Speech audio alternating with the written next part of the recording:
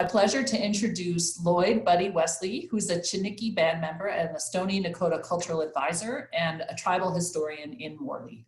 Buddy grew up with the Nakoda traditions that were passed on to him from his parents and grandparents. His great-grandfather was Chief Peter Wesley, who established the Bighorn Reserve. And his great-grandmother, Leah Simeon, was an entrepreneur who traded handicrafts with Norman Luxton in Banff.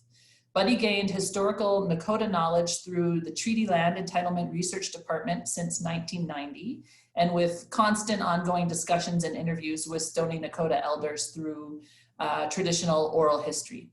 He prefers to be known as Buddy, not Lloyd, and in addition to teaching the Stoney cultural and language classes, Buddy is an accomplished guitarist, and the mayor already indicated some of the guitars in the background, which Buddy said he's not going to play tonight. But if you ever get the chance, I really encourage you to go see him. He studied classical guitar at the University of Calgary, and he currently plays in Cochrane in a band called Highway 22.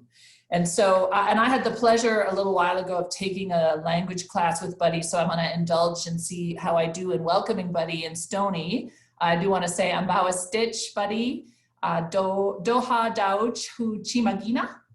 Dokinyao. You got to unmute now, Buddy. I don't know how to say that in Stoney. You have to unmute. The answer is Da'anwa. You said it very correctly. Yeah. Well, Pinamash Yahin, very happy to have you with us, Buddy. Thank you for being here. And so we will turn it over to you and Dawn now. They've prepared a presentation, and folks have questions. If you can write those down once Buddy and Dawn are through the presentation, then we'll go through the questions. Yeah, well, yeah, Dawn. Take the presentation over. So, Buddy, whenever you want to switch the slides, just tell Sarah to switch. Well, Dawn is my big boss who bosses me around. You know, it's a young little lady who likes to boss around people. And he bosses me as an elder here, and that's okay. I allow her, you know, because she's Métis and part of my culture, and yeah, I appreciate her, and she works very well with me. She understands me, and I really appreciate her, Dawn, you know, and I gave her a name, Ambathawiya, meaning Dawn Lady, not the name Dawn, but the dawn that's coming in the morning, you know, the light, and that's like her, you know, she brings light in my life, and I like working with her, even though she's bossy, but I allow her, you know, and just go play along with her, you know, being a 71-year-old fart here with me. Anyway, now Dawn is a technician who's going to do the slides or whatever presentation she wants to do and show us, and I will elaborate on those slides and whatever she does, and coming from my culture and perspective, and if Dawn, you can start on that, you know, we can do it, and yeah, here we go. Okay, Lloyd Buddy Wesley, language and historian, that's very true. You know, I'm a language expert because I was born in 1950, and I grew up in a time when language and culture was pretty much alive, you know, and that was a culture, like white culture. You have your culture back in that time, and we had our culture in that time, and that was who we are. And my dad never went to school. My mother did, and was kind of indoctrinated. And my grandmother, Leah, you know, which was mentioned, was a great entrepreneur to my people and dealt with Norman Luxton. As a matter of fact, when I used to work at the office, I found letters that were given back and forth with Luxton and my grandmother Leah Simeon, who was educated, so he spoke the white language, and so she would quarrel with Norman Luxton, and yeah, so, and here What do you have there? Widow. Okay, Dawn has widow in the grain. Widow is springtime. Springtime, and it's mainly around April and May, which in May, everything comes new. And in our historically, before the outside world introduced the New Year's to us, May was the New Year to us because everything started new. Birds giving, laying eggs, and everything's animals giving birth, and the vegetation starts to grow. Everything starts anew at that time, and that was the new year to us as First Nations.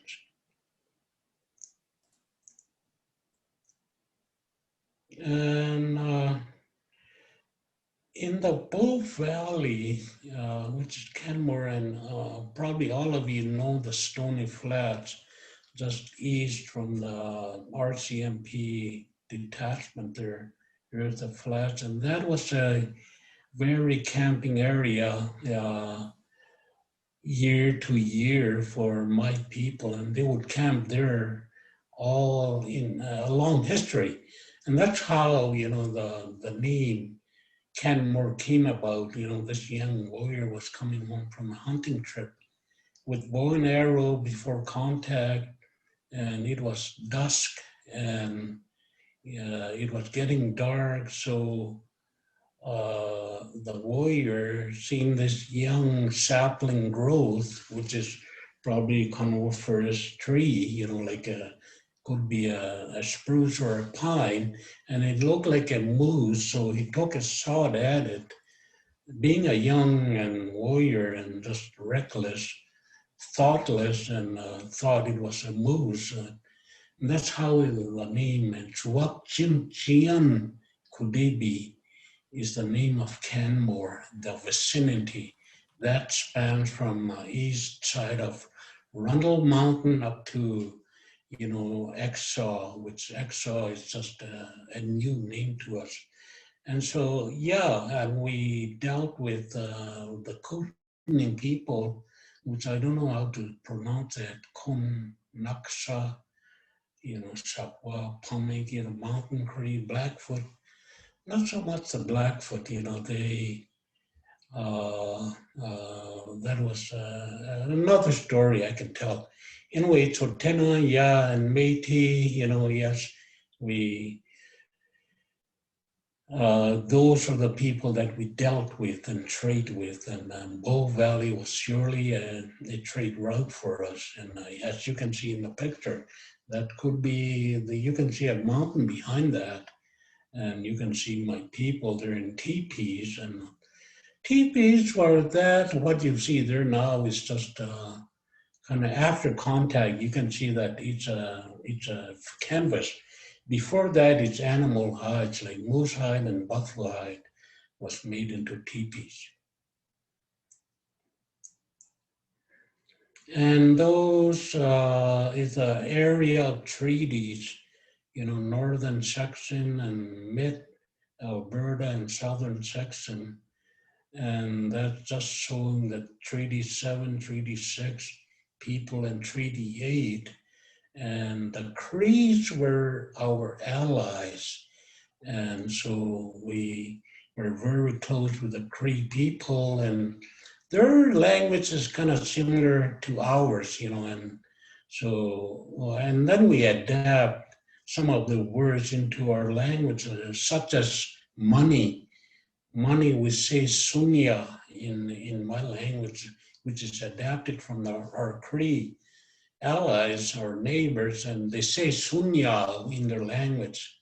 So we adapted that, and because we don't have such a word for money, because we didn't have currency in history.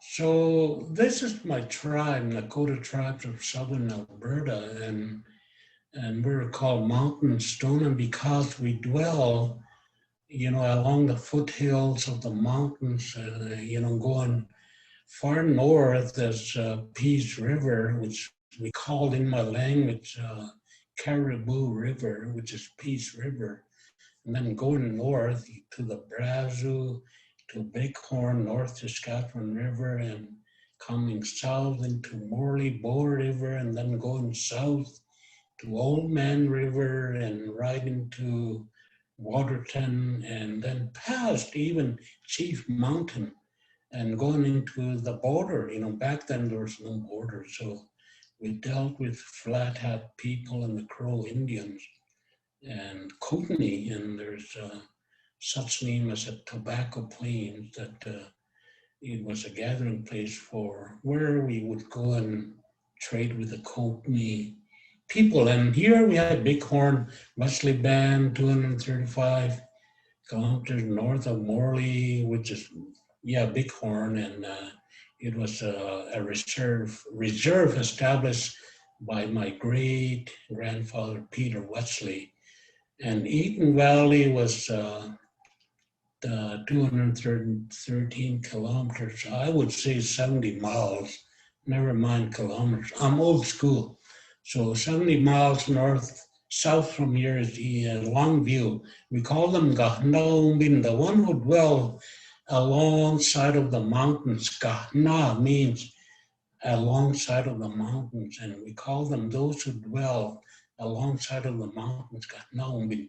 And here in in Morley, we have Chiniki Ban or Natia Tibin, the one in the middle, and east of Canmore, population 1801. And Sarpet was also a Stony tribe that was, deleted. It was distinguished by the government because they had that, it was situated in, what do you call that, just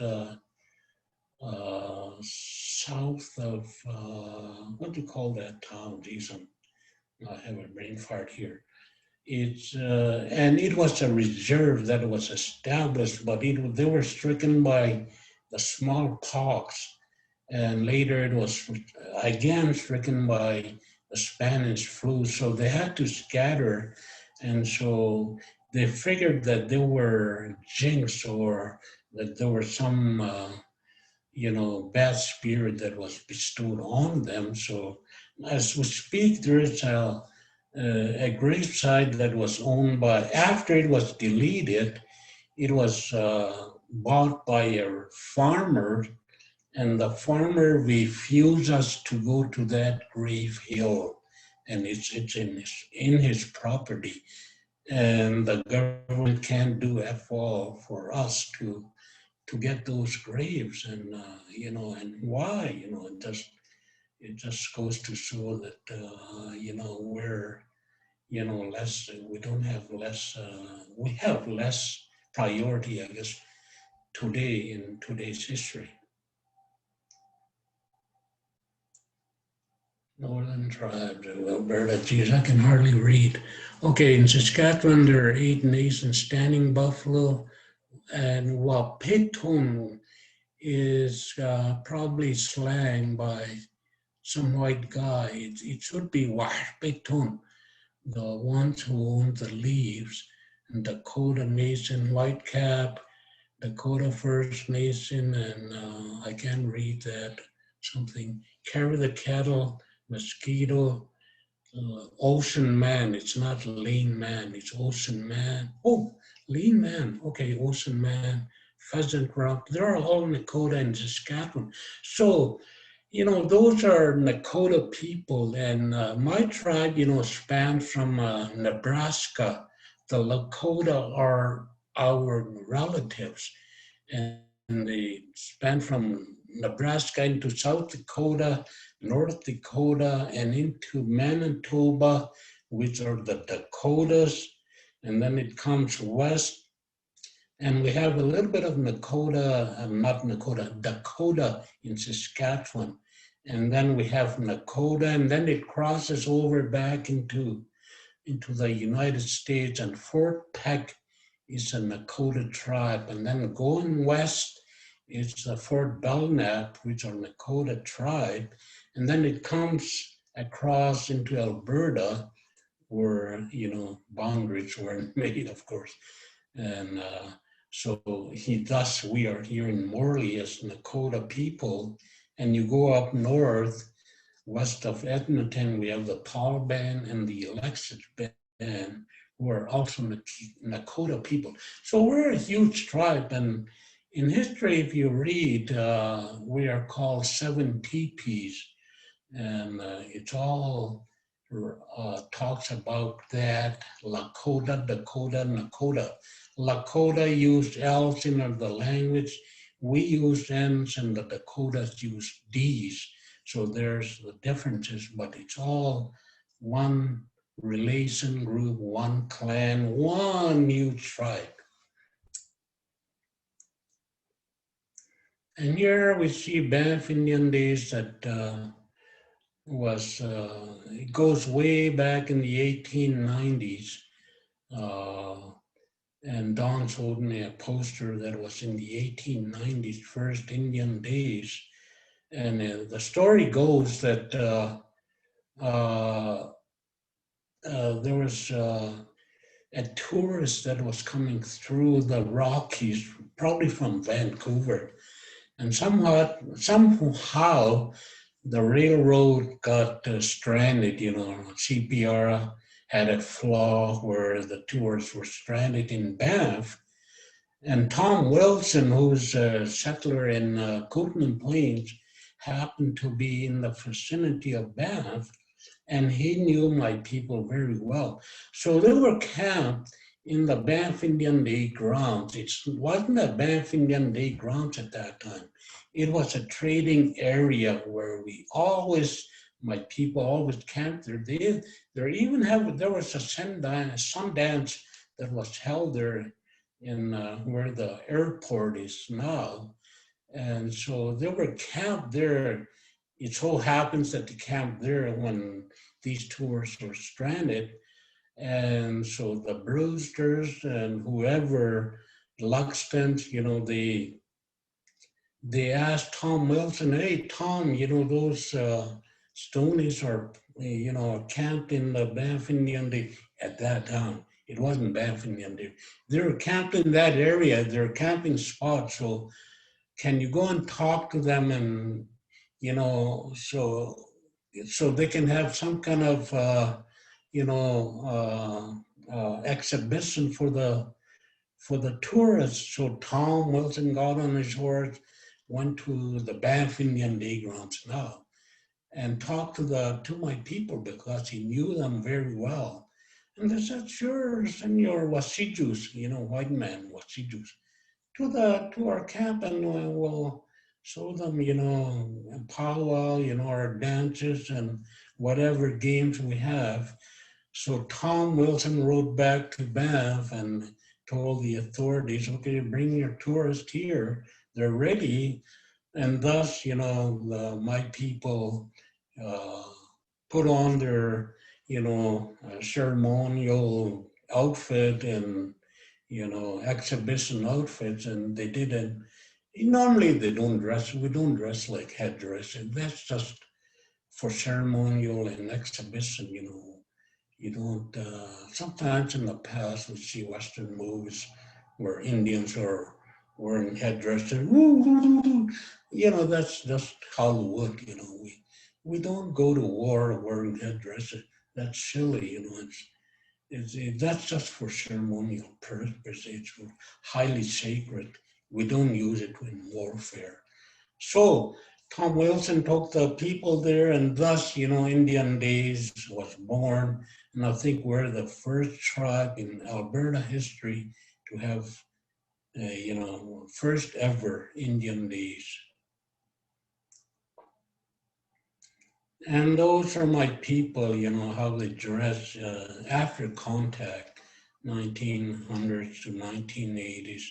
And that's how we dress, And we recall, look at that guy, reservation hat, and the guy with the cob. But my people were drawn into cowboy culture, and they were expert horsemen, and they were into cowboy culture and the new, because we all already knew horses and how to handle horses, and horses was a big part of our culture. And then we incorporated into, the more modern style clothing, as you can see there, yet they still have their braids on. And so,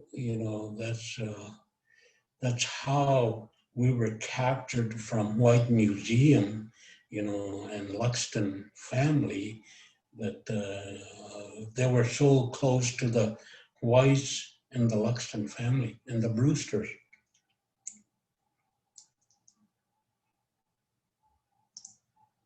And, later today, as you have remember, I'm pretty sure John remembers, and most of you, that we have Indigenous Peoples Day, and Indigenous is a final label on us.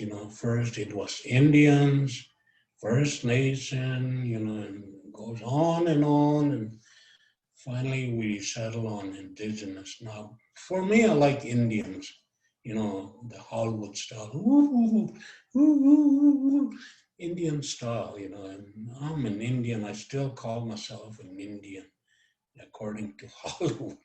Yeah.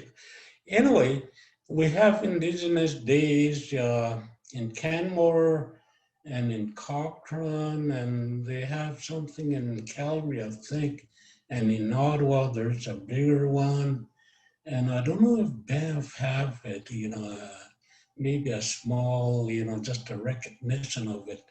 But more so, I've been involved in Canmore the last 4 years, and the first time Dawn was part of it, being so bossing me around to do what I don't want to do, but he forced me to do. Oh, that's what you have to do and that's okay. That's okay. I allow her, and look at the round dance in front of the teepee, and the teepee, we weren't allowed to drill in teepee pegs because there could be a gas line under there, or there could be a electricity that you get electrocuted. So we did what we could to erect that teepee, and so they have those Indigenous days recognizing the Indian people across Canada, and there are some. Winnipeg has a big one.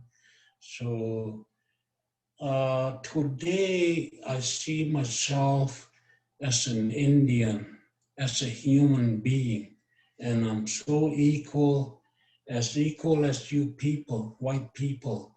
Don't patronize me. Don't pat on my back and say, oh, what a poor Indian. Don't say that, because I'm so equal with you. And so I just want to collaborate with you neighbors in Canmore. You're no different than I am. I have the same size of heart as you do. And so, and I'm teaching in Canmore right now, my language, to your people, white people, which I enjoy to a T. And I taught in Banff, at the Banff Center, and now I'm teaching in the University of Calgary through Zoom. I have 32 students now. So I really enjoy, and I'm not, attacking you. I want to be equal with you, with town of Canmore. I'm your neighbor. I'm an Indian, but I'm your neighbor. I understand your culture, and I hope by teaching my language to you that you understand my culture. I was married with your kind, a PhD psychologist, beautiful white psychologist, and so I understand the white, culture, capital gains tax and, amortization and all that, I'm familiar with. She taught me. So I'm comfortable in both worlds. I can shift. I can be a white man and just mingle with white people. And yet I know my very traditional style of my people and my language. I'm a language keeper, and I'm not, what do you call, I'm not egotistical. I just tell you what I know, I'm not going to go on and on and on about myself on how I did what in Ottawa and all that. I'm just a simple, humble man. And I hope you are too. And I think, is that the last slide, Don? Oh, one more. Okay, today, these are what we have today. Chiniki Cultural Center. We have Smitty's, which is the first time that in Canada that Smitty's has agreed to enfranchise with the First Nation people. And we have that in Morley, which used to be the Chief Chiniki restaurant. Now that was burned down, but now we have a building which I don't agree, but it's okay. It's a beautiful building, and it's taken over, and we leased it out to Smitty's, and that was very good. And they have good food. Whenever COVID decides to open, you can come there and have breakfast. And then we have a Centex gas station, and along with that, we have Subway in there that's just as equivalent as what you have in Canmore and in Calgary. And so, and then we have the casino, of course. Some of you know that. It's a beautiful casino. You come there and gamble, and thank you for gambling there, and I appreciate your money and all that. And Petro-Canada, Tim Hortons is there now. Petro-Canada decided to collaborate with us, and they have a truck stop there, and man, I can go there and there's 10, 12 trucks there, utilizing that truck stop, and I really appreciate that. And then we have a community center, a health center, which have been in existence since early 70s or late 60s, I think. And then we have a daycare, we have a food bank, and we have the Good Stony Rodeo Center, where in the past there were professional rodeos that were held there.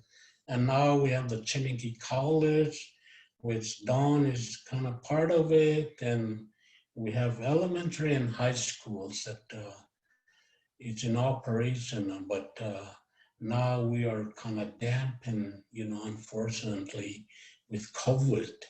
And I hope that one day that we will, bypass this plague, and that we will be normal again. That's what I hope for. So I can play in bars again with I'm playing with professional white musicians. I'm an established guitarist, and I'm not being ego about that, but I've been playing since I was 13. So I'm professional. I can play with professional musicians. And here, finally, we came to rename, that mountain you see there. In past, it was named by, I don't know who named that, maybe by, I don't know, rednecks or racist. Then they called it Squash Tit. And one time I had a meeting with the Banff Parks, and they said, "Oh, what do you think about Squash Tit?" And I said, "Yeah, okay, we can rename it, and let's call it a white man's wife's tit." And they all, and but that's okay, that's racism. So today we rename that Squash Tit, and it's very hurtful to us, very hurtful to us. And we rename it to Bald Eagle Point. Anukatha Impa is what it's called now, because we know that they migrate through Canmore all along before you guys settled in and before Canmore was Canmore. And Canmore was established because my people, made a fire in a rock, black rock, and at that time it was after contact, so they knew white people. So my people made a fire in a black flat rock, and suddenly all the flat rock was burning. So my people ran down to the white people and said, "Look at this it's strange, you know, we made a fire on this black rock and the white guy said, oh, that's cold, that's cold. And that's how the coal mining community became about. So, you know, and that's how Canmore was established as a coal mining town. And so naming that one, and there's one of my counselors there, you know, Rod Hunter from the Birth Pop Band. And he's still in council now. His name's Rod Hunter.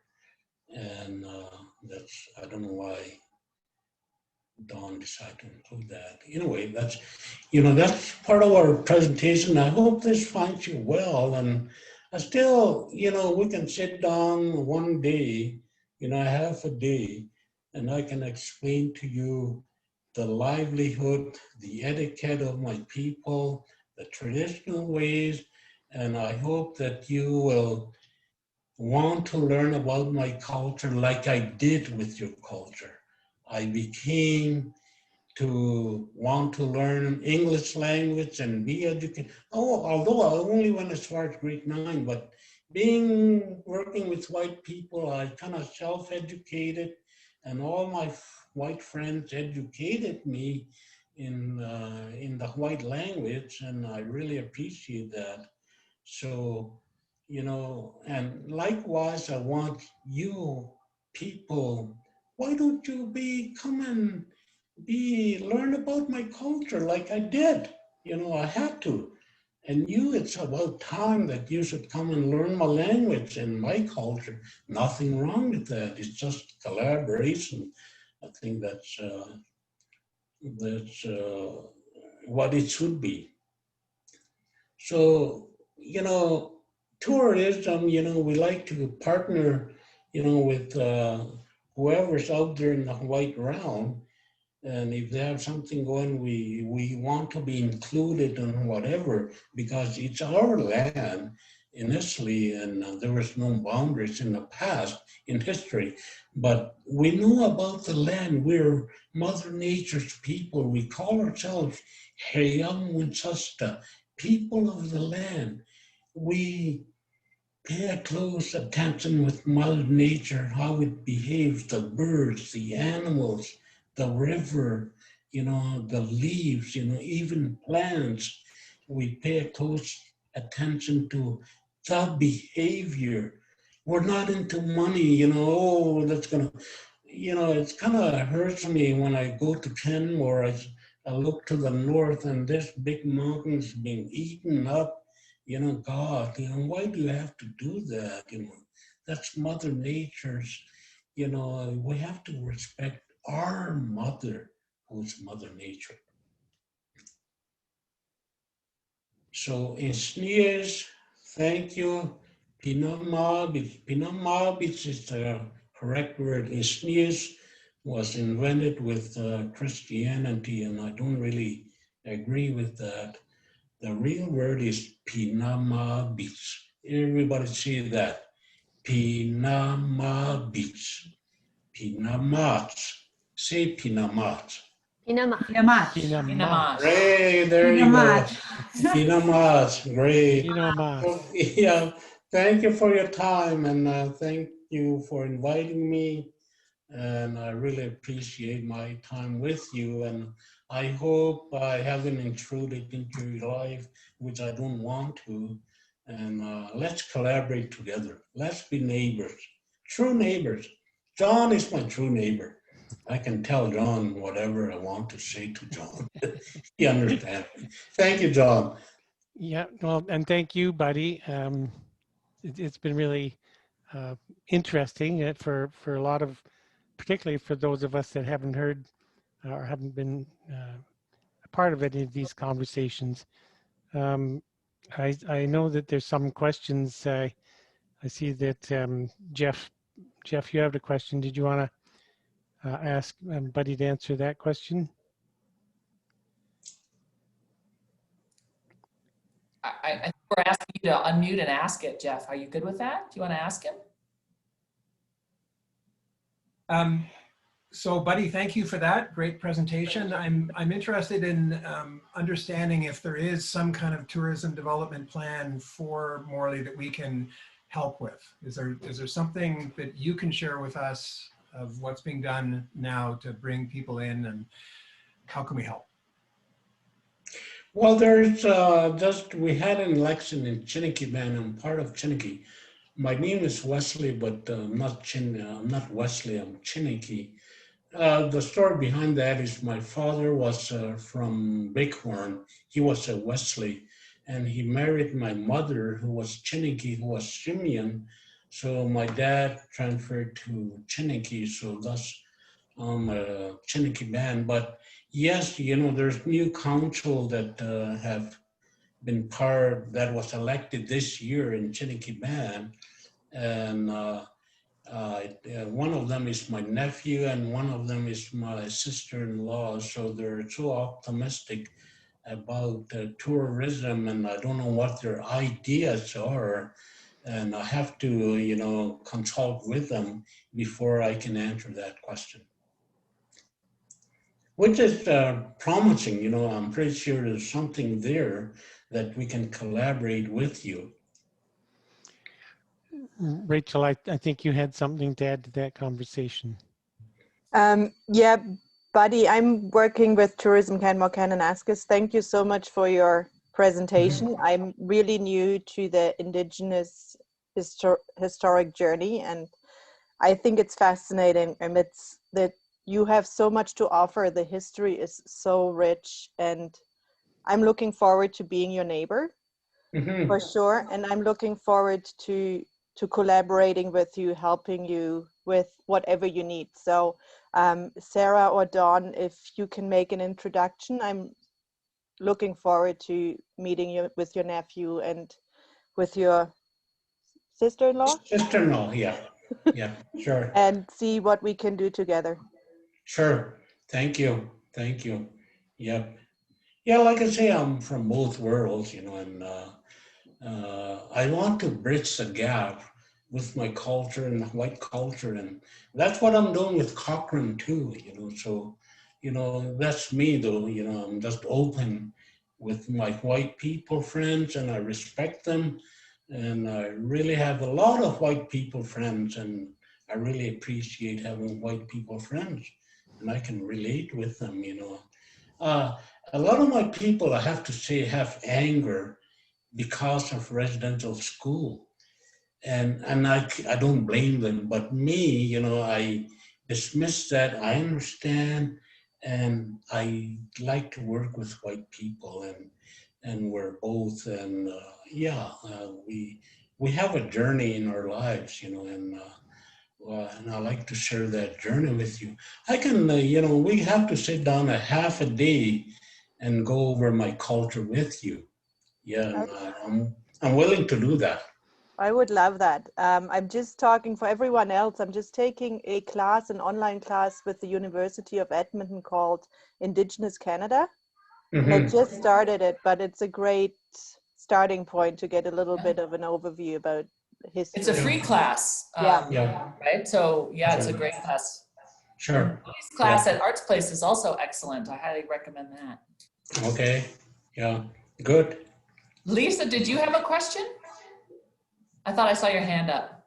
I did. Thank you, Sally. And thank you very much, Buddy. I really enjoyed listening to your stories. And I was just curious if you could share with us how the relationship with Canmore and Canmore families and Stoney families has changed over your lifetime. When you were a boy, were relationships closer with Canmore residents and Stoney residents, or I'm just curious about how that's changed over your lifetime. It was closer, I have to say, with my dad. My dad was born in 1903, and likewise, the ranching neighbors, Copperthorns and McDougals and other names, Cumlins, and and they were nice neighbors to us back then. They would allow us to hunt into their land and all that. and we would do fencing for them. We would camp in their property. Now, the All Springs today, they have nothing to do with us. And I hope Canmore is not like that to us. I was in Tofino, I would say 8 years ago. And at that time I was with my ex, and we chartered a boat, and the boat was owned by an old white guy.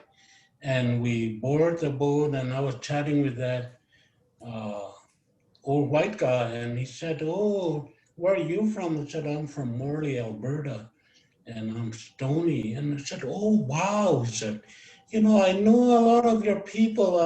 And he started naming the guys, and he said, "Pete Wesley. Wow, that was my dad. He knew my dad, Pete in Tofino. And I said, "Pete Wesley was my dad. Oh, he said he was a great guy. He was a good teamster. Back then, team horses. And so they all worked with, even white people in Canmore, they had team horses, and they work in the coal mines. And he said Pete Wesley was a very good teamster. So, I hope to bring that relationship back with Canmore. Don't be afraid of us. Come here, be in the community, and come and contact me. I will show you around. Okay, thank you. Sure. Yeah. Buddy, I recall several conversations I've had with some of your friends, some of the other elders, particularly at some of the parades and Indigenous days that we've held. And I was asking similar questions to some of those elders about the relations in previous decades, because I recall when I first moved to Canmore in the mid 70s, there were a lot more Stony that would come in and shop here, and there was more back and forthing between the residents, particularly the coal mining families. And I learned that one of the real binding ties was the sports. So Stony has always had a really strong presence in hockey and baseball. Yeah. And those sports have just sort of, well, certainly baseball has fallen off here. Do you have any personal memories of engaging with some of the residents of Canmore through the sports experience? Yeah, sporting events happen, like baseball, and mainly it was hockey. There was a hockey team from my community called Morley Tomahawks, and they would play with the Canmore. I think they were called Big Six Hockey League, and they were in that league. And man, we used to go to that old rink right across the river to the south, and right across Bow River. There was that old rink, man. Saturday nights, yeah, there was Morley and Canmore, or even Banff would play, against my team in Morley, and man, it was a big event. And the Horgarth, and geez, I can't remember a lot of the names, but yes, my people played there, and they were so close with them, and playing against each other. Martin, no questions? I do. Hi, buddy. Thank you very much for your presentation. I just wanted to it's a little statement and then ask a question. A couple of years ago, through the Rotary Club, had the opportunity to lead and work with a group down to Mexico to build houses, and Daryl Kootenay and Ariel were part of that group. Yeah.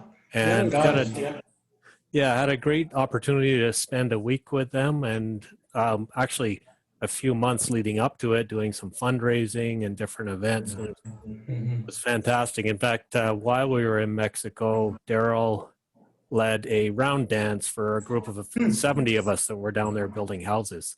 So it was a great exposure to your culture. And what I'm wondering is, are there a number more young adults like that are trying to build collaboration between places like Canmore and Cochrane and the Morley community? Yeah, there's a group there, and Dawn is coming to be involved with the Chiniki College, and they have, young people organizations there.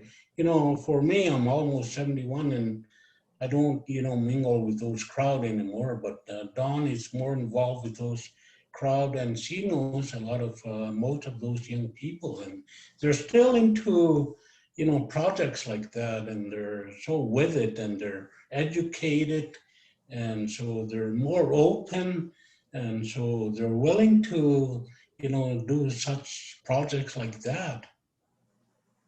Great, thanks. Yeah, Yeah. the I just want to make an observation before this disappears, but Daryl Kootenay is now a member of the board for the Biosphere Institute. He just joined the board last month. So that's really great connection. The work the Biosphere Institute is doing, but he has a lot of relevance to Stony Nakoda land. So it's great to see Daryl connecting in that way. Mm. I Go ahead, was Dawn. gonna say, Daryl is awesome. Like he's a fantastic resource, but also the Nakoda AV Club I work a lot with. And Daryl also was part of the Nakoda Youth Council, I believe, too. So there are a number of different youth groups that I'm more than happy to try to provide some introductions if anybody needs that too. Thanks, Dawn. Does anybody else have any questions, more questions for Buddy? Go ahead, John.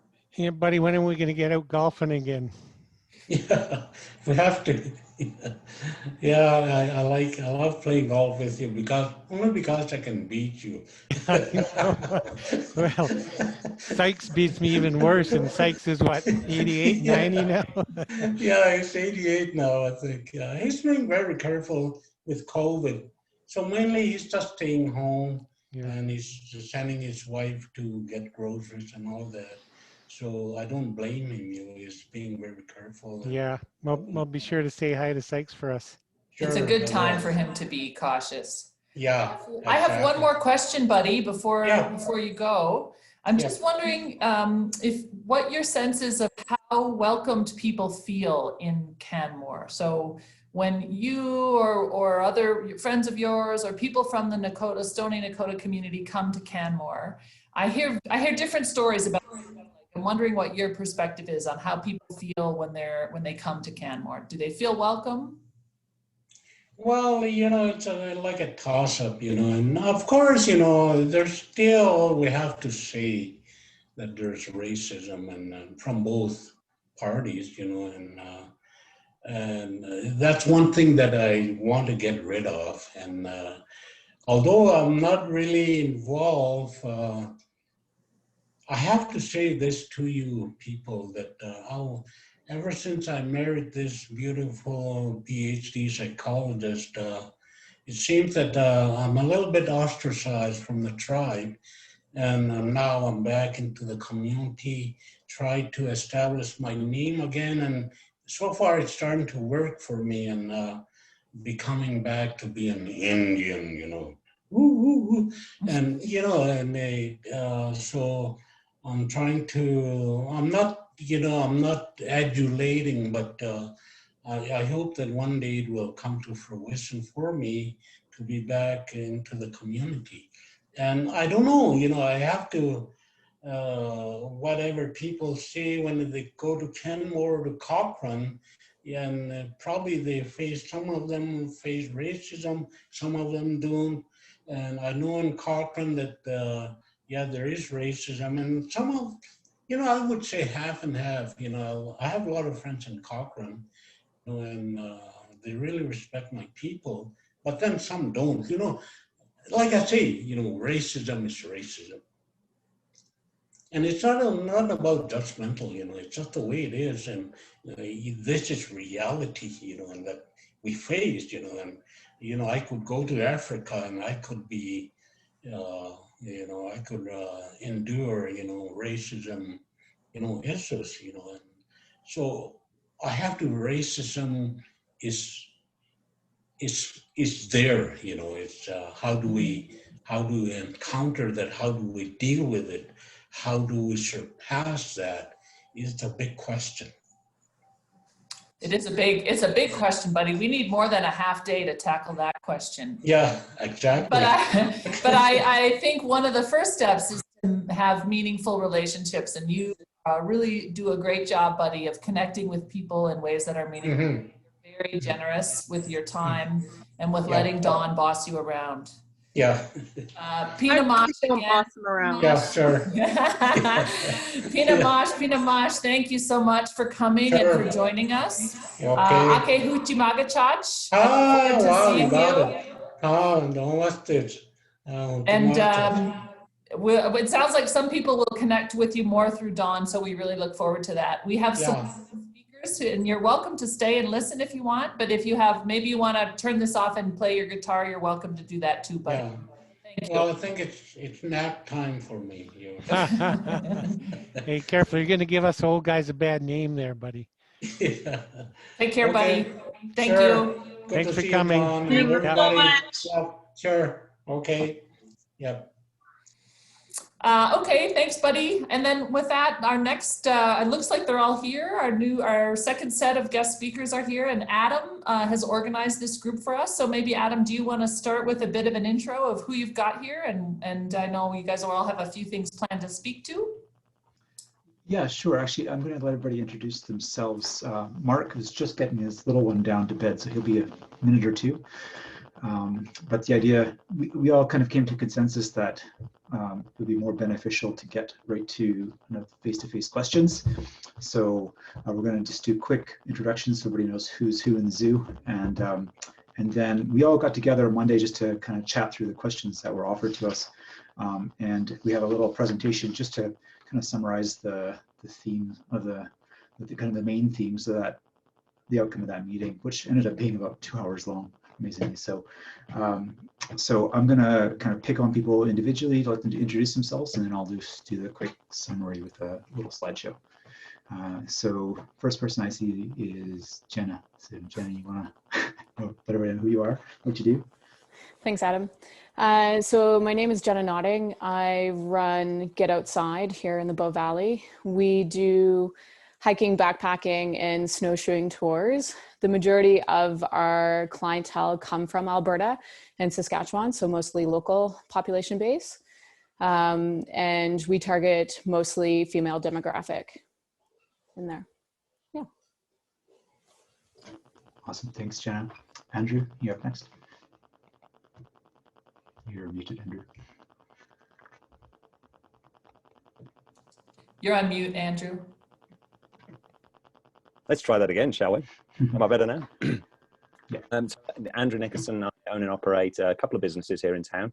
One is the Canmore Uncorked Food and Drink Festival. It's an annual event, as many of you will know. We've been running since 2014. And the other business we have is the Mystery Towns Clue Solving Adventures, which is app-guided clue solving in multiple locations across BC and Alberta. And since COVID started, we've also got quite an extensive line of play-at-home games now. But we're proudly based here in town. I also ran Tourism Canmore from 2011 to 2016. So I'm very aware of the issues here and significantly invested in there being a successful tourism DMO and industry here overall. Thanks, Andrew. Claude, you want to jump in? Hi, everyone. My name is Claude Ferdin. I'm co-owner of Kananaskis Outfitters. It's a family-run business in the heart of the Kananaskis Valley. I'm also a counselor on the Kananaskis Improvement District, representing small business. I'll note that I'm here today to speak for my personal business and on my own specifics rather than for counsel, but offer myself and support in any efforts of collaboration in the future. My shop is a retail store, a rental operation at Barrier Lake and at our storefront in Kananaskis. We also run a variety of guided tours in the Kananaskis Valley. Awesome, thanks, Claude. I noticed that Mark just popped in now, so I'll give him a second to get sorted, and I will just go over cave tours a little bit. So you all know me somewhat. I'm the owner of Canmore Cave Tours. Business has been in town for 29 years now. I took over as owner in 2013. We are taking guests into Rat's Nest Cave, which is a provincial historic resource on Grotto Mountain, and mostly getting visitors from Alberta year-round. We have been designated a Canadian signature experience. It's a really unique experience, and quite excited to take people into such a unique place. So yeah, a little bit about cave tours. Mark, you ready to introduce yourself? Yep, I'm here. Yeah, so my name is Mark Walker, not the one that works for Pika, the other one. I'm a co-owner of Rent to Tent Canada. We're based in Canmore, just on Bow Meadows Crescent, sort of in the same building as Wildlife Distillery. We've been operating for over 10 years, providing camping equipment rental packages, primarily to tourists that are coming from outside Alberta, either other parts of Canada, United States, Europe. And they're coming to us because it's very difficult to fly with all of your camping gear. So they find that they can rent with us. They pick up their camping package from us, and then off they go on their adventures for however long it is. Our guests are coming to Canmore sort of as the gateway, usually to larger adventures. Often they're headed to Banff, Lake Louise, Jasper, Wells Gray, interior BC, the coast. Some as well go the other direction into Kananaskis. And a few of them do stay a little bit closer in some of the campgrounds nearby, but that's kind of the type of guest we get. And their interaction with tourism in Canmore is usually as a stop to pick up the things that they need. We often do try to refer to other local businesses and activities, and of course, having wildlife on one side of us and sheepdog on the other. For any guests that are waiting to pick up rentals or waiting to return, we usually send them to one of those two awesome places. Yeah, and we are members of the Adventure Hub as well, and try to work with our Adventure Hub partners to help people create some cool experiences for their stays here. So that's kind of the gist of what Rent a Tent does. We're going to look to sort of branch out a little bit more into items that will cater a little bit more to locals for the coming summer, just because the local demand for camping rentals isn't as big as the people that are flying here, right? So, yeah. Awesome. Thanks, Mark. Okay, so like I said, on Monday, the five of us got together and chit-chatted over the questions that you all shared, which is great. Thank you for doing that. What we've done is, instead of trying to address every question directly, which would probably take 3 or 4 hours of discussion, we've tried to summarize our meeting down into a few slides, and then we thought we'd open it up directly just to face-to-face questions. And I thought what I would do is I would answer each of the questions specifically myself and submit those to everybody for review through Slack. And if anyone else from the other businesses wants to do the same, I'll share those across as well. So I'm just going to share the screen presentation here. So bear with me.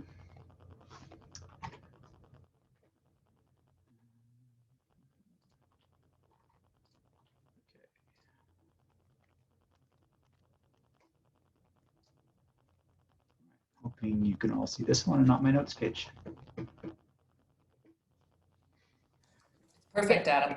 Awesome. All right, got the text sorted at least. Yeah, so the goal was to bring in some businesses to kind of get the sense of where small businesses stand with regards to tourism. We heard from John and Frank and Cameron Spence last meeting. So I've been working with these folks for quite a few years now. We work together in a group called Adventure Hub, and the idea is just to get small businesses talking, sharing resources, working together. And so I picked on them to come and help me answer some of the questions that you all were asking. The first one we wanted to address was with regards to sustainability.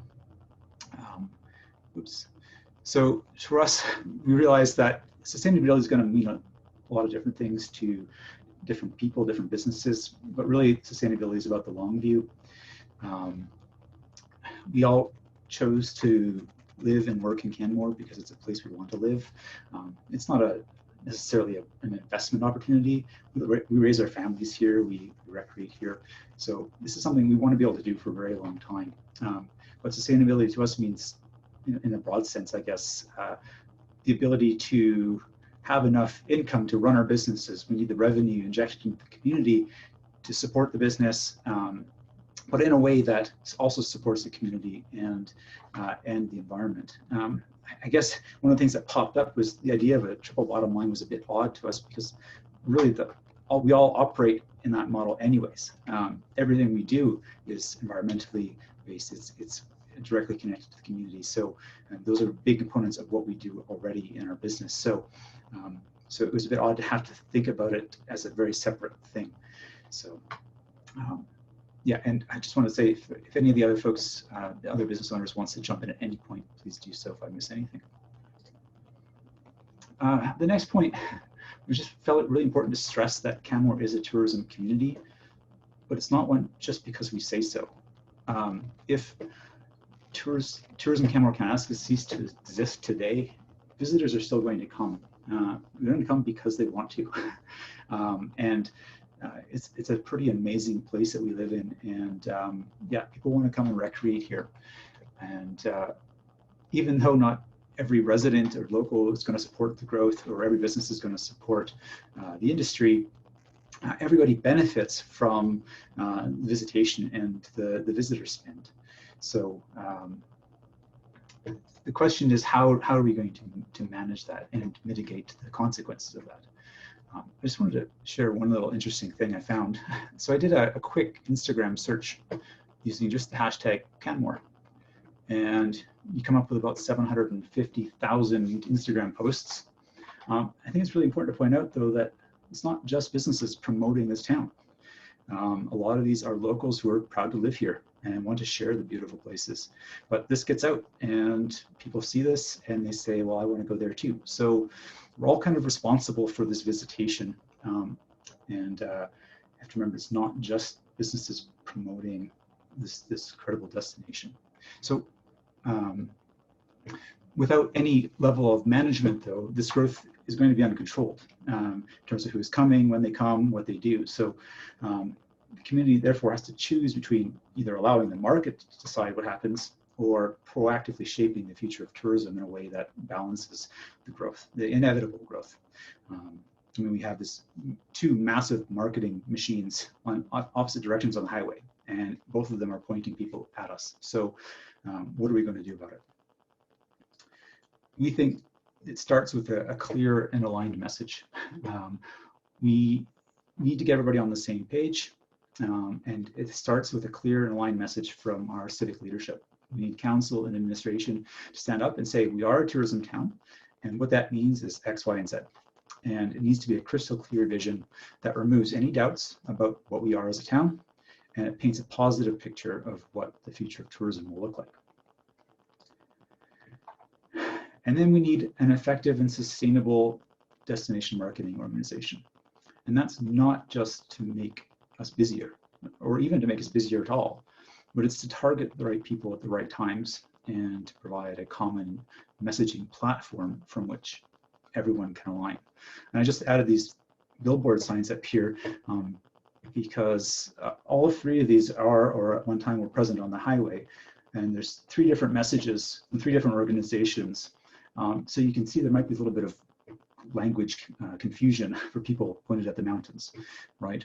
And if Tourism Canmore Kananaskis, our DMO, billboard at the top, doesn't have the resources it needs to clarify the messages, then obviously we're going to get different outcomes. So to be an effective organization, you need to have a clear mandate of delivering the community's defined tourism goals. Okay, it's got the community's goals, not just the businesses, not just the members. So it needs the operational freedom and resources to be able to deliver those. And to be sustainable, it needs to have a secure funding mechanism. It can't be spending its time and resources justifying its own existence and chasing finances, which unfortunately historically has been kind of the norm. It cannot be a voluntary or membership-based because inherently that just introduces bias. So we need mandated funding for this organization. And it's important to remember that DMO isn't a sales organization. It's a marketing organization. It tells stories to bring the right people at the right time, to help them interact with the community and spend money and experience the town in a manner the community wants and needs. And lastly, tourism isn't owned or driven by a single sector. It's a cross-community economic driver, and as such, it makes sense that it's led by the community. And the fact that we have a tourism task force, I think, is an incredible starting point. So from there, I'll leave it to specific questions. If it's from the list you already submitted, great. You can put it at a specific person, or Sally, if you want to guide the questions from there, I'll leave it to you. Awesome. Thanks, Adam. We did have a few questions that were submitted that maybe I could just start by asking a couple of those, and then we can check in with the rest of the group. So if you all want to just take a turn to really quickly answer. One of the questions was, can you speak to if or how your products and activities incorporate Canmore's history, whether that's cultural, social history, Indigenous people or Indigenous history, like we just heard from Buddy, settlement and mining, or the region's natural history, the geology, the hydrology, the ecology, the flora and fauna. Can any of you speak to that? Anybody Jenna, do you want to go first? Sure, I'm happy to. So as part of like any of our guided hikes, we spend a lot of our time educating about the various flora and fauna. And then we do have one specific program that is called Discover the Mountains. And it's on trails that are closer to the town. And we spend a significant amount of the time educating people on the history of Canmore, some of the stories that go along with that. And we actually provide people with a little map of the area, and they have to discover some of the clues. And then we involve more of the information with that. So we talk about the mining history, some of the history of how the mountains got their peaks, etc. And then talk about some of the local flora and fauna around there as well. Thanks. Yep. Andrew?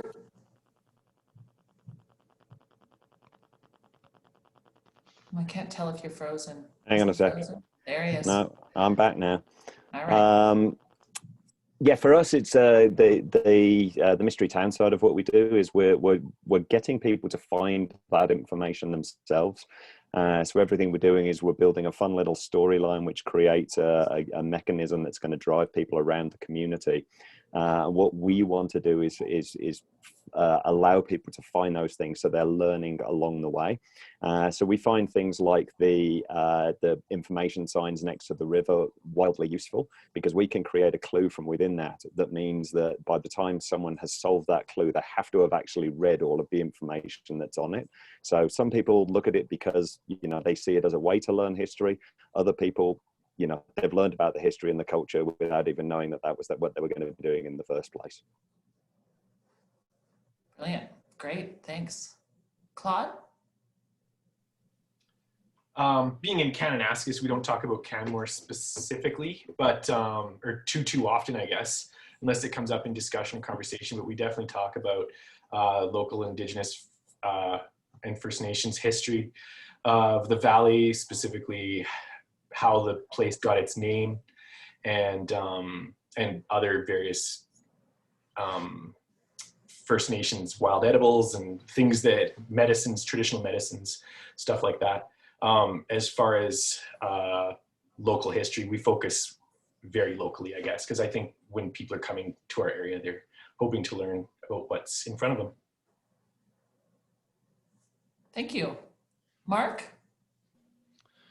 Yeah, as sort of the equipment rental side, I don't often use the time I have to sort of provide the interpretive information as to, you know, where names come from and things like that. There are lots of great, products out there that people are going to be looking for, and trying to refer them to those companies, right? Especially through our, Adventure Hub partners that I know already do a really good job of that. I get a lot of people that haven't done a lot of camping or haven't done camping in the Rockies before. So typically the time I spend with them when they pick up their gear is spent on the safety and environmental stewardship aspects in terms of how to deal with wildlife, how to leave your, site, a bear campsite, to use Parks Canada's thing. So that's kind of the area I focus my I guess briefing time with my guests, and usually that's about half an hour per group that comes in. But yeah, I see there's some potential to, as we branch into other activities and other products, including some of that information in the web, like our website, as people are looking to book things. So great, thanks. Adam? I forgot I had to go too. Yeah, our tour is exclusively natural history, specifically relating to the cave geology and geosciences, but we do also incorporate Bow Valley natural history, as well as some of the First Nations history as well. Rat's Nest Cave is one of the few sites in the valley that has pictographs, so we're very lucky to be able to share that. Yeah, our guides are given kind of free rein to speak to whatever they're passionate about, but it's very much natural history type topics. So, and of course the Canmore story, the Valley story, mostly geology or sciences side. Great, thanks. I do have the list of pre-submitted questions that I'm happy to just keep working through, but does anybody in the group have a question so far based on the presentation or what we've heard? Go ahead, John. Oh, Sarah, you're next. John beat you. Are you talking, John, or are you just moving your mouth? I can't hear you. Yeah, nope. yeah, Zoom's not muted, but it might be a headset thing. Yeah, I it could think it's be a headset thing. Try the headset. Sarah, you go ahead and ask your question while the mayor gets his audio. Just because you're the mayor doesn't mean you get to go first. I thought it was at first though. I have a question. It kind of ties to our presentation last week, and that something, or not last week, but 2 weeks ago. I've been thinking a lot about something Fred Kernick said about when he started talking about the potential gondola up Lady Mac. And he was saying how we should learn from communities in Europe who have, mastered mountain tourism in Switzerland and Austria and Italy. And this won't come as a shock to any of you, but I don't think a gondola up Lady Mac is a good idea.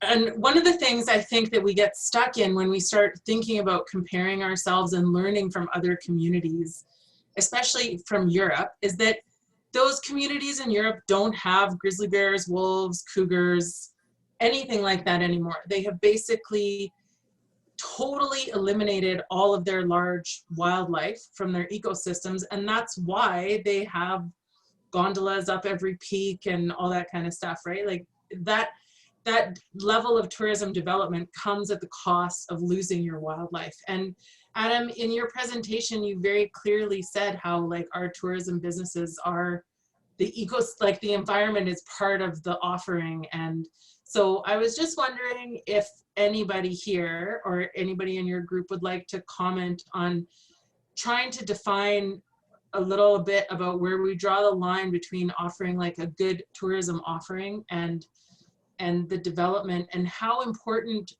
knowing that bears are out there on our landscape is for your business. I know that's a really like lengthy question with potentially lengthy answers, so good luck. Go ahead, Adam.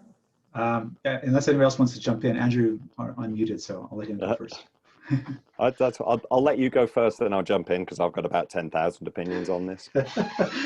Yeah, I don't think it's up to the top tour operators, honestly, to define that. I think community needs to define what that means. What are the stories that we want told? What are the what is the experience that we want people to have when they come to Canmore? I think for too long, Canmore is just a bit kind of the Wild West with regards to experiences. And there's got to be room for different variations of experience, but we have to define what those values are and make sure that the lines aren't crossed. We have gondolas. It's just 20 minutes down the road, right? So that type of tourism is available if people want it, right? We have the opportunity to define ourselves in a different direction if we want it. So that's what I have to say about that. I jump in and reinforce that, absolutely. I mean, just because mean we want every single type of tourist, every single type of growth. Personally speaking, I would be wildly opposed to the idea of a gondola up Lady Mac. Now, I believe very much in the idea, and having spent so long working in it, that people come to Canmore because they love Canmore for what it is. We don't have to kind of create Disneyland in order to be able to do so. And so there's plenty of space in the marketplace to be able to find people who want to come and enjoy the things that we do have and enjoy the nature and be respectful of the wildlife. You know, all of those things that you brought up in your questions there, Sarah. And one of the reasons that, you know, we talked a lot on Monday night about having the strong leadership from the municipality is to be able to say, this is who we are and this is what we want to be as a tourism community. Otherwise, it does end up being that little bit of Wild West, and you know, the assumption is that big business will just be able to drive whatever they want. So, Jenna, Claude, Mark, anything you want to add? I'll jump in for that. First of all, stand up for bears. I think they're a pretty huge attraction in the valley, and no matter which valley, tourists come for all kinds of reasons, and one of their highlights is always getting to see wildlife if they happen upon some. I go pretty much right beside the other gentlemen, Adam and Andrew, with their comments about, I think it's about the community. And I believe that Canmore can decide what kind of tourism it wants with some collaboration with the community, find out how more people can benefit from tourism, and if it means that most of the residents are in favor of a gondola, well, maybe that's a good idea. But I'm guessing that most residents will find that that's just going to be a huge tourism draw, and it might not be the kind of tourists they want or kind of visitors they want. And, you know, you build it and they will come. So build the kind of tourism industry you think you want and your residents want. Yeah, I actually live in Banff and work in Canmore. I do the reverse commute. And I'm sort of pretty familiar with sort of the Banff atmosphere, having lived and worked here a little longer. But the Banff tourism product appeals to those people that want to go up a mountain peak on a gondola, or see a grizzly bear from a chairlift, or sit on a bus and go tour the ice field and get off at the 3 lookouts and then go on an ice explorer. Right. And I don't have any of the hard data in front of me, but just my gut tells me there are probably more tourism products and operators in Canmore than there are in Banff, because in Banff has like 5 and they just are really big, right? And they cater to those high volumes. And I think that character difference in Canmore is already there. And I think there's opportunities to define it, as Adam's kind of getting to. That's great. I appreciate that juxtaposition, Mark. Thanks. Anything you want to add, Jenna? Yeah, from my perspective, like without the wilderness, without the wildness, my business really I wouldn't really have anything to show people. So one of the things that I run the business with the mindset of is education, from a standpoint of how to manage interactions and limit interactions with wildlife when you are in the backcountry. And we do spend an enormous amount of energy in educating people on how to handle those different situations. So I think you can have that balance of the tourism and maintain that environmental aspect if you have people that are running the businesses that share the same values. And I kind of echo again that comes from having a common value set that is shared across the municipality. And that's going to attract businesses that share that, and it's going to keep businesses away that don't. So just being able to find that balance and educate the people that we are showing the space to how to manage those situations, I think is really key. Thank you. John, are you sorted? I don't know, am I? Yeah, you are. Ah, beauty. took that silly mic off. Just before I ask my question, I just want to note in regards to the conversation around gondolas that most of the decisions around a proposed gondola are outside of the town of Canmore's bailiwick. It's most of the operation would be within either the MD or provincial land. So just letting you know that. Don't email him, i.e. No, it's not. Not quite yet. Not quite yet. It's not our decision, but I do think that how the community of Canmore reacts to proposals like that does influence how the province approves those kinds of developments. Yeah, one would certainly hope so. The question was for Adam, though. Just you mentioned the need for mandated funding. I wonder if you could just elaborate a little bit on what you were thinking there. It's a big conversation, but yeah, like I mentioned in the little presentation, it's important that everybody has a say in how tourism goes in Canmore. But it's also important that everybody takes responsibility for it. That means supporting the organization that manages and mitigates that tourism. Every business in this town benefits from tourism one way or the other. But the financial component of supporting tourism Canmore Kananaskis falls exclusively on frontline tourism businesses, hotels, activities, and so on. So I think if everybody's going to have a voice in how tourism operates, it's only fair that everybody contributes financially.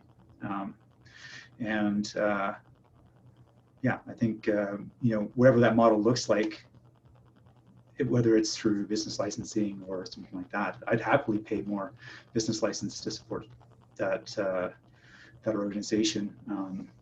And I think it's a privilege to do business in Canmore, and I think we should price it accordingly. So I don't know if that makes sense or not, but feel free to jump in. Everybody else. Go ahead, Jeff. I'm curious for each of you whether you sense that there's a locals market for your business as well. We seem to have these continuing conversations about locals versus tourism, locals versus development, but I am wondering if there's an opportunity here for connection with locals through your business when we have visitors come or whatever, 20 of you. We have a number of locals that take part in our business. We do a lot of, like one of our signature programs is Women's Intro to Backpacking. And we get a number of people from Canmore, from Banff that are looking to learn the skills to go out and do it. And so they sign up. Another one of our programs is, it's a night hike. It's a full moon hike. And we get a number of people, again, from Canmore and Banff that are signing up for those programs. So yeah. On our side as well, we're Canmore Uncorked. We're about 35% locals, which probably won't surprise you. So we get a lot of locals who are engaged in it, but not an awful lot of people who engage in the set price menus from the local side in that. On the Mystery Town side, we've got a lot less locals in their own market, but a lot of people say connect with it here and then go and try it somewhere else and subsequently bring people back. The biggest thing I would say with locals though is they are by far and away our best ambassadors. So I mean, if locals are able, there is so much visit friends and relative traffic that comes to town, and if locals are aware of the experiences that are here, then they encourage people to come and participate. And so a lot of businesses, ourselves, most of the Adventure Hub businesses, we do offer kind of local specials and so on, even just to be able to promote that awareness. Go ahead, Claude. I think I've got a lot to say about this subject, being in the Kananaskis Valley. It's a bit of a unique situation for us. We feel like most of our customers and clientele come from Calgary, Edmonton, Red Deer, and beyond, mostly Albertans. I think if you ask most people in Canmore where my business is, they will never have heard of it. And for your information, if you haven't, we're right beside the Pomeroy Lodge. So I'll speak a little bit to the disenfranchisement of Kananaskis businesses, and specifically why Kananaskis has kind of started up its own DMO. We see a lot of value in what we have to offer, and we haven't felt a strong connection to the Canmore community. I can speak to personally having many friends who I've known for at least 10 years in Canmore that have never been to my store in Kananaskis, and they had no idea that what was up there where we operate. So to me, that's a bit unique. But when customers call our store and they say, I'm coming to Banff next month and I want to book a tour with you guys, how far away from the Pomeroy are you? I laugh first of all and say, well, we're right there. But you know, I don't even bother explaining that we're not in Banff. I get this too. How do I get to your shop? I'm in Banff. And what my point is that our business has a strong, while our business community does not feel strong ties to the community of Canmore, our businesses have strong connection to its visitors. Our visitors are seeking the same thing as your visitors. They want somewhere to play in the mountains. And I think at the end of the day, one of the things that we're going to have to start working on as far as collaboration goes is public transit, linking up Canmore, Kananaskis, Banff, Lake Louise. When someone's coming to Banff, guess what? They're coming to all of us and not just one of us. So I think that's going to be something that we need to start thinking about long-term. Parking is an issue. We've got capacity in Kananaskis, but we don't have parking. And I think if we can make it easier for people to get from their rental accommodations or their hotel accommodations in Canmore to Kananaskis or to Banff even, then we can fix all kinds of problems. So to me, we've got big issues coming in the future. We saw how busy it was this year. Some people came to Kananaskis for the first time this year. And if we're looking at the traffic data alone, we had probably as many, if not more, visitors in Kananaskis than were in Banff this year. So that's interesting. And I think what we're going to see in the future is an even greater visitation to our communities through that. Thank you. Mark or Adam, anything you want to add? Just because of the nature of our business, not a lot of locals end up renting tents because a lot of the locals have their own, being the outdoorsy people they are. We have had some locals that need bits and pieces here and there, and we're kind of retooling our marketing a little bit to cater more to that local market, people that need just, pieces, not the entire kit, because the rent-a-tent package is a package product. It sort of appeals to those people that need everything. We've just in sort of the last year, selling off some of our old stuff on Facebook to people that come out and buy our ex-rental tents and saying, "Oh, I had no idea you were here." But that's because in the past, all of our marketing was through online search engine optimization, and those were just the people that were coming. So we've kind of flown under the radar locally, which I'd like to change. But that's going to be partly how we develop our product going forward too. So, yeah, I just think in a, Canmore, being 15,000 people, maybe one day up to 30,000 people or whatever the talk of the numbers is, it's just still not enough of a market really for what we do. We're still going to need those people that are flying to Alberta from somewhere, that need their camping stuff to go on their big Western Canadian trip. So, yeah. Thanks, Mark. Adam? I'll just chime in quickly. We don't see a lot of locals. We'd love to see more. We've been doing a lot of events type products just to do more community engagement, like our Christmas concert in the cave. We had the local choir come down and sing Christmas carols in the cave, which was a lot of fun. But one interesting point about attracting locals is that the infrastructure for marketing is much more geared to pointing outwards than to pointing inwards. So it's harder to talk to locals about who you are. And so figuring that process out, and I strongly think that's one of the roles that GMO can actually fulfill, is creating that kind of advocacy within the community for local products and experiences. Thanks, Adam. Norbert, did you have a question? Yeah, I did. Thanks, Sally. I'll skip the reference to Europe that Sarah made because there are a number of things that need to be corrected, but maybe we can have another conversation about what the reality of tourism in Europe is and why they are ahead of the curve and why there's so much to learn from what they're doing.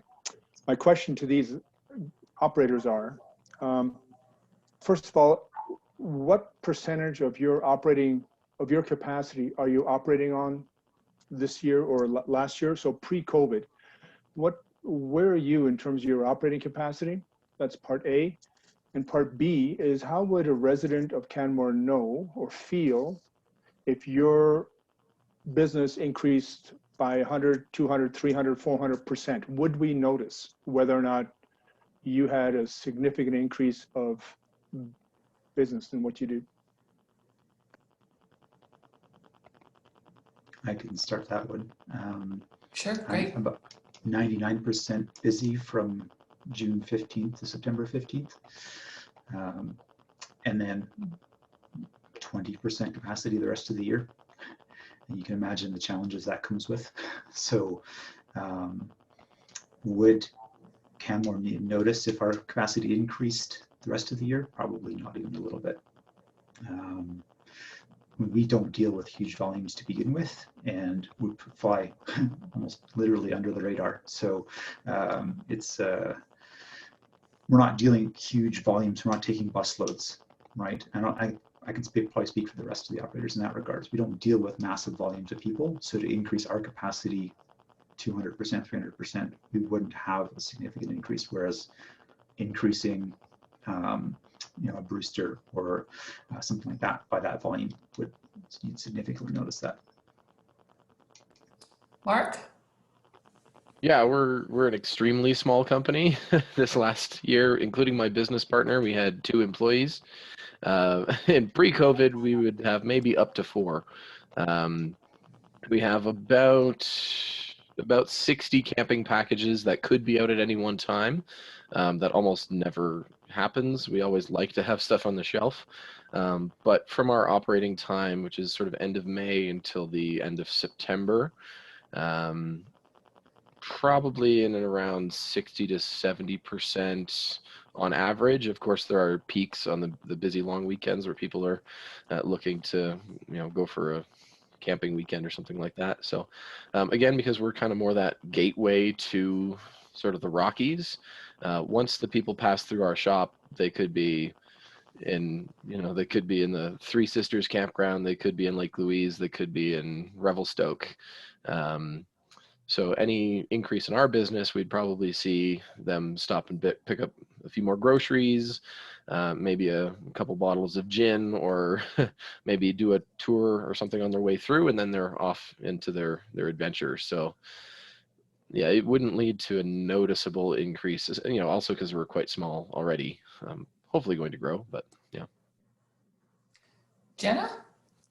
Yeah, with some of the things that might be noticed, or I'll back up actually first. So during the summer months, we're probably at about 90%.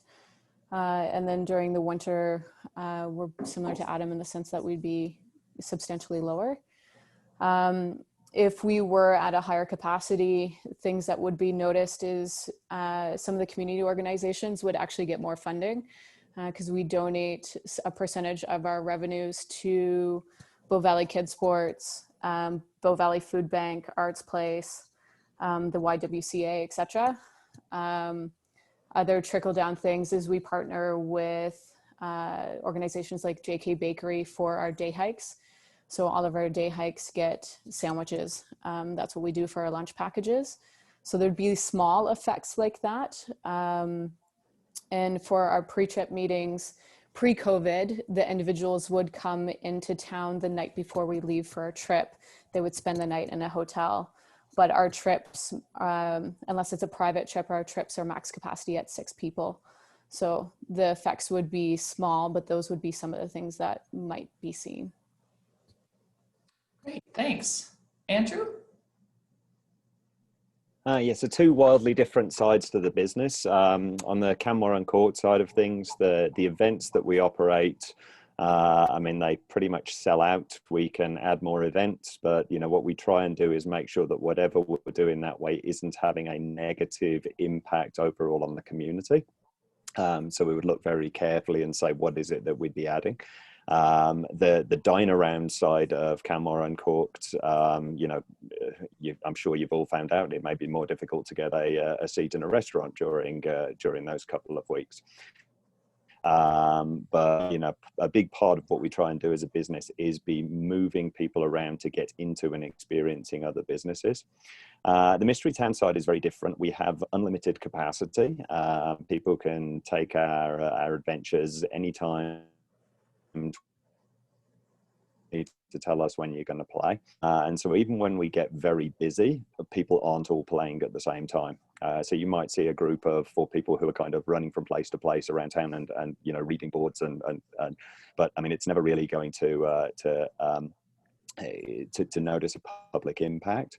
What we did see prior to COVID, though, was all of our adventures involve a number of local businesses. So you go in and out, and you know, we actually work with the businesses to build clues inside in a way that the business wants.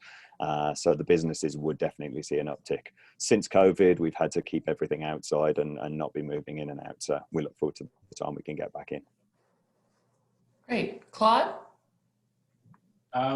We've been busier since COVID, and that's carried on into the fall for us, which we're very fortunate to be able to admit. We saw a slowdown in December with restrictions in our store just because of limited traffic. However, our rentals and our guided tours continue to run at a limited but a more full capacity. What I'm trying to say is that we have smaller numbers on our tours, but we have more tours going out. So we've seen an uptick on all sides of our business since COVID and the people discovering Kananaskis. How that affects, or how a 200% increase would affect Canmore residents, we would have more people visiting hotels in Canmore. With a significant increase, they would be eating in more restaurants and hopefully partnering with some of our other tour providers to partake in other experiences. If I can just add one more thing. Sure, of course. I think Andrew's product and capacity is a little different, but then maybe the 4 of us are similar. I'd rather see a 200% increase in the total, but spread out over the times where I've currently got lots of stuff on the shelf, rather than seeing a 200% increase on the August long weekend and Canada Day. Like, I don't want to have twice the amount of gear to rent, but only have it out 2 weekends of the year. I'd much rather have those people coming to us, in June and midweek in September, and using the resources we do have, right? Using Adam, using his staff more consistently throughout the year, or for me with the gear that we rent, and seeing that more consistent, like leveling off of the business level, could lead to a significant boost for businesses like us, rather than seeing twice the number of people already on the times when it's super duper busy. So great, thank you. Go ahead, Lisa. Thanks, Sally, and thanks to all the presenters and Adventure Hub folks. It's really appreciative of you spending an evening with us. Sally, I was going to ask a question similar to what you asked Buddy, and I think maybe it was one of the ones you pre-submitted, but I'm just wondering if you could share how your clients feel coming to Canmore. Do they feel welcomed when they bump into locals? Are they, do they have great experiences in our local shops and feel that the warmth of a community welcoming tourists, or do they have any other kinds of experiences that aren't as welcoming? Andrew, do you want to start that one? Sure. I guess having no data on that is probably the best thing. I've never heard anyone come and say they haven't received a friendly welcome in town. From my longest standing experience, it would be that any kind of resentment from the community tends to be directed more towards the businesses themselves rather than towards the visitors. As in, you're trying to change us, or you're the ones trying to make us too busy. But I mean, for the most part, well, I mean, all of the feedback we get is very positive about the interactions with Canmore.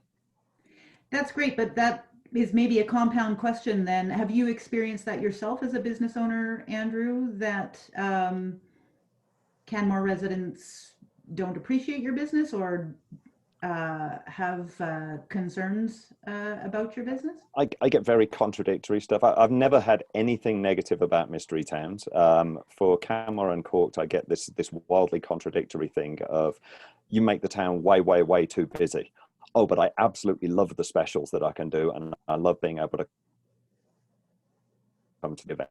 And so it's the, okay, which is it? Is it too much there? You know, going back to the Tourism Canmore days, that, well, I mean, you guys will know this from the municipality side or from the council side, the being yelled at in any particular setting for the fact that you're doing absolutely everything wrong in terms of making town way too busy. People generally take the attitude to say, we're simply trying to, you know, busy. Let me rewind one step. It seems to be coming from a fear thing. People are afraid of what the future of tourism looks like, because all they do is they look at Banff and say, we don't want to be like Banff. Whereas if you give someone 10 or 15 minutes to actually have a conversation, and if they want to stay around and listen, and you say, what we're actually trying to do is attract people who love Canmore for the way it is, and we're trying to get people to come in, you know, midweek in January as opposed to on a long weekend in the summer, then all of a sudden the penny drops and it's, oh, maybe it doesn't have to be so bad after all. And that's where a lot of our conversation on Monday night was about. It's you know, the town having a very clear vision about where it wants tourism to be, and then being able to paint a picture to people and say, look, being busier doesn't mean bad. Thanks for that, Anne. Yeah, go ahead, Lisa. No, I was just saying thank you. Thanks. Yeah. Anybody else of our guests want to answer that, about how your guests are treated when they're here, or how you as a tourism operator, what you experience? Go ahead, Adam. Yeah, I'll just say I don't have any reports from guests about bad experiences, but I will say we do actively take a role in trying to ensure that their experience from end to end is as positive as possible. So putting them in touch with like-minded businesses, pointing them at other businesses that would, you know, meet their goals and needs. So you know, we try to kind of handhold them as much as we can that way. But yeah, I can't say we've ever had a report of a bad experience from interactions with residents. Go ahead, Yeah. Jenna. I would just echo what Adam has said. I haven't had any poor experiences as a business owner, and I don't think any of my guests, any that have shared with me otherwise, that have had a poor experience. Michelle, were you going to ask a question?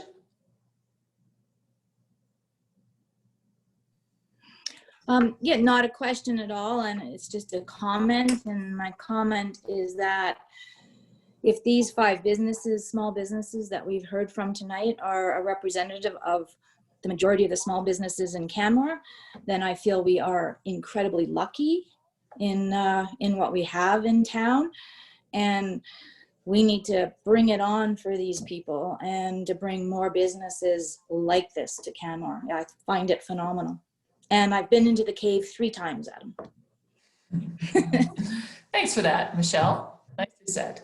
Go ahead, Christy. You're on mute, girl. I'm trying. There, here we go. Yeah, thanks you guys for showing up for all your insights tonight. I'm wondering about length of stay, and it sounds like maybe except for the camping rentals, most of these tours are day tours, and most of your guests are coming probably in for the day and doing your experience and then heading home at the end of the day. And how can we leverage all of this to get people to come and stay longer in Canmore, spend more time here, book hotel rooms, eat in the restaurants, and what sort of insights you guys have to share about that issue? Most of our people would come into town. So if I use the example of a weekend backpacking trip, they would come into town on Friday and we would have our pre-trip meeting. They would stay at a hotel that night and find a meal of their choice somewhere. And then we would hit the trail Saturday and then come out on Sunday. when pre-COVID, what we would do on Sunday, if the group is up for it, we would gather and do a group meal together at a restaurant. And then typically a lot of people will actually spend a night or two afterwards because they'll book a longer chunk of time off of their work and stay. For people that I'm doing a day hike with, if they're coming from out of town, like Edmonton or Red Deer or something along those lines, a lot of times they'll come up for a couple days already, and they'll just slot an adventure with Get Outside into that trip. So it's very rare, unless they're coming from Calgary and coming in just for the experience and heading out for one of our full moon hikes or something. It's very rare that our individuals are simply coming to us and then disappearing again. They're usually staying within the community a little bit longer. Thanks, Jenna. Anybody? I see you, Rachel. Does anybody else from our guests want to answer that question? And then we'll get to Rachel's. Go ahead, Mark. Yeah, so our length of stay, I suppose, is anywhere from 3 days to 3 weeks. And those 3 days are usually heading to Tuttle Mountain or Two Jack or something in Banff and doing their 2 nights and then back. The 3 weeks, they could be going to the Vancouver Island and back. But we do have, and I have had some guests that have come in and have stayed a night or two in an Airbnb or a hotel in Canmore. And they've done a few activities before they go on their camping trip. So the camping isn't the whole trip, it becomes part of it. That always kind of pleases me that people are kind of getting to see a little bit more and do a little bit more different stuff and not just go sleeping outside in a tent for their whole trip, and they can do a little bit more stuff. I think there's potential to have more of that too. I would have to take a wild guess and say it's probably in the single-digit % in terms of number of people that have had that where they do stay other nights either before or at the end, but it certainly does happen. Yeah. Great, thanks. And Adam? Yeah, I'll just jump in. So we are predominantly day trips, although at certain times of the year we do see multi-day visitors. I just think there's an interesting point here. We have not a lot of power to influence length of stay because we tend to be the second thought. Like typical behavior for visitors is to book accommodations first, well in advance, and then activities are usually more of a last minute kind of activity for long-term visitors because they want the flexibility to manage weather and so on. So in the summer, hotel compression is so high here that we can't really encourage people to stay longer because there's just no space. In fact, we have people book a tour with us and then cancel because they can't actually find a place to stay. So what we have done is one of the reasons for the existence of the Adventure Hub group is so that we can start referring people on to other businesses and give them understanding of what's available to them, but also help them in accessing experiences. So it's really challenging for somebody when they get to Canmore to then start planning itineraries because it's such a busy time of the year, especially in the summertime. But because I have direct lines of communication with Andrew and Mark and Claude and Jenna, we can actually start coordinating amongst ourselves what's available. And so that's one way we're trying to address that and helping people figure that out. Because a lot of people just leave out of frustration too. I can't figure out anything to do, so I'm just going to go somewhere where there's space and something to do. Interesting. Andrew, were you going to comment? Yeah, just I mean the festival development on the model on this one. What we try and do is, because we have such a high percentage of people coming from outside of town, so 65% coming from outside. Firstly, there's a very high chance that they're going to be getting a hotel or staying overnight anyway, because we're getting them liquored up in the evening, and therefore they're not going to be driving home. But it's being able to create that multi-day experience where there are multiple things happening over and over again, which says, if I'm coming to town, then I'm not just going to do the one event, but I'm going to stay for 2, 3, 4 days. And we create mechanisms within the festival to say, we encourage people to do multiple things. They collect stamps and a passport and then can win excellent prizes by doing multiple things that way. So there's some really great mechanisms you can use to get people to stay longer. I think one of the things that comes down to character as well, though, and it's just the character of Canmore. It's Banff as a comparison is a much more transactional community. People go there, they tick it off the list, they're more likely to stay for one night or 1.3 or whatever the average is there. But the community of Canmore is somewhere that people want to come and engage with. And in doing so, it's less simply transactional, ticking it off the list. It's more of, I'd like to go there and spend 2 or 3 or 4 days. And you know, that's one of our great advantages as a community. Nicely said, thanks. Claude, anything you want to add? Just for us, making sure people's itineraries are full, partnering with room providers and with other tour providers to help people get all of the days on their itineraries filled. And part of this is, you know, it helps all of our businesses, but it also gets the right people in the right tours so that they can be safe and have the right kind of experience, what they're looking for, really. So how to increase the room nights or the stay and visitation, I think just more cooperation between hoteliers and tour providers. Great, thank you. And then just being cognizant of time, Rachel, you'll get the last opportunity here.